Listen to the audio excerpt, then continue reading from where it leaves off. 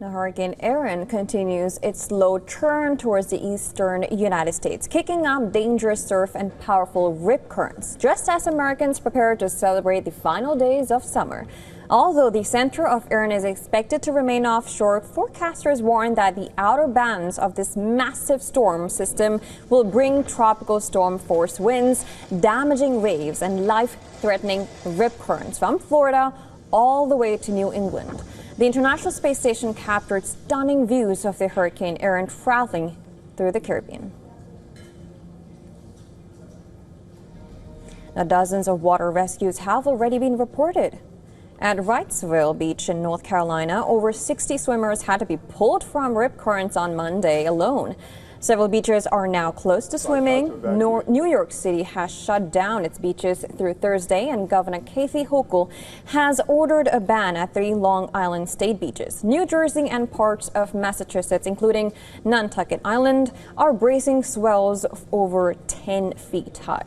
The biggest concern is the Outer Banks of North Carolina, where mandatory evacuations are underway on Hatteras and Ocracoke Islands. Officials fear storm surges up to 15 feet, enough to flood roads and damage homes already weakened by beach erosion. More than 1,800 people have already been evacuated in Ocracoke by ferry since Monday. Bulldozers are working overtime to reinforce sand dunes, and pier owners are removing planks to prevent the storm from ripping through structures. Erin has weakened slightly to a Category 2 hurricane with sustained winds at 105 miles per hour.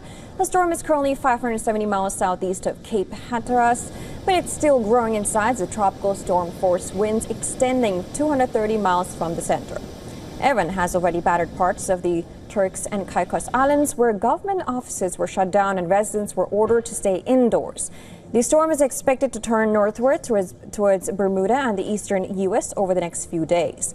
While climate scientists say warming oceans are fueling more intense and fast-growing hurricanes like Erin. Just 2 years ago, Hurricane Lee intensified rapidly in similar conditions, bringing dangerous surf to the east coast.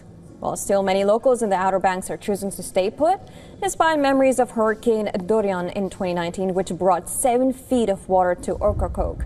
One local fisherman compared Erin to nor'easter on steroids. Another said he'd lived through worse and expects roads to be open again by the weekend, just in time for tourists to return.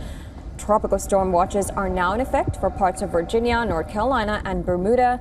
Beach access is being limited, and storm surge forecasts are in place across the southeastern coast, where water levels may rise 3 feet or more above normal tides.